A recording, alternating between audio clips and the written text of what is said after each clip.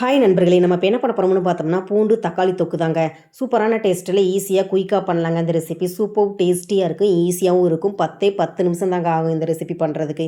இப்போ வாங்க பூண்டு தக்காளி தொக்கு பண்ணலாம். அதுக்கு அடுப்புல ஒரு பாத்திரம் வச்சுட்டு, பாத்திரம் சூடானதுக்கப்புறம் தேவையான அளவு ஆயில் ஊத்திட்டு, ஆயில் சூடானதுக்கப்புறம் கடுகு, உளுந்தம் பருப்பு போட்டு பொரிய விட்டுட்டு, கடுகு, உளுந்தம் பருப்புன்னு இருக்குது. அது 1 ஸ்பூன் சேர்த்துக்கோங்க. 2 வரமிளகாய், தேவையான அளவு வெள்ளைப்பூடு சேர்த்துக்கோங்க.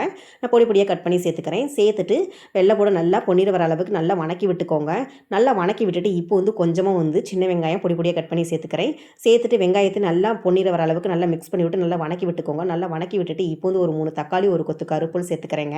சேர்த்துட்டு நல்லா மிக்ஸ் பண்ணி விட்டு நல்லா கலந்து விட்டுக்கோங்க. நல்லா கலந்து விட்டுட்டு இப்போ தேவையான அளவு கல்லுப்பு சேர்த்துக்கிறேங்க. கல்லுப்பும் சேர்த்துட்டு நல்லா மிக்ஸ் பண்ணி விட்டு நல்லா கலந்து விட்டுக்கோங்க. நல்லா கலந்து விட்டுட்டு கொஞ்சம் நேரம் மூடி போட்டு வச்சு எடுத்துக்கலாங்க.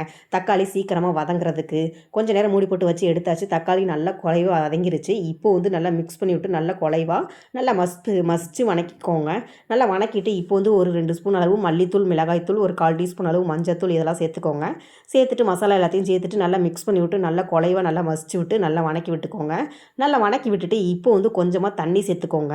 தண்ணி சேர்த்துட்டு நல்லா மிக்ஸ் பண்ணி விட்டு நல்லா கலந்து விட்டுக்கோங்க. பாருங்கள், நல்லா மிக்ஸ் பண்ணி விட்டு நல்லா கலந்து விட்டுக்கோங்க.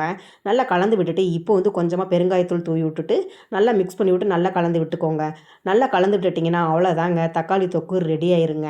ஃபைனல் ஸ்டேஜுக்கு வந்துருச்சு. இப்போ நல்லா மிக்ஸ் பண்ணி விட்டு கலந்து விட்டுட்டு இப்போ அடுப்பை ஆஃப் பண்ணிவிட்டு மல்லித்தலையை தூவி விட்டுக்கோங்க. மல்லித்தலையை தூவி விட்டு நல்லா மிக்ஸ் பண்ணி விட்டு நல்லா கலந்து விட்டுக்கோங்க. அவ்வளோதாங்க, பூண்டு ப்ளஸ் தக்காளி தொக்கு ரெடிங்க. சூப்பரான டேஸ்ட்டில் ஈஸியாக குயிக்காக பண்ணியாச்சுங்க இந்த ரெசிபி. சூப்பர் டேஸ்ட்டாகவும் இருக்கும், ஈஸியாகவும் இருக்கும். குயிக்காக 10 நிமிஷத்தில் பண்ணிடலாங்க. இதை இட்லி, தோசை, சப்பாத்தி எதில் வேணாலும் காம்பினேஷனாக வச்சு சாப்பிட்டு பாருங்கள். டேஸ்ட்டு சூப்பராக இருக்கும். ஒயிட் ரைஸ்க்கு சூப்பராக இருக்கும். இன்னும் வெயிட் பண்ணிகிட்டு இருக்கிறீங்க? ட்ரை பண்ணி தான் பாருங்களேன்.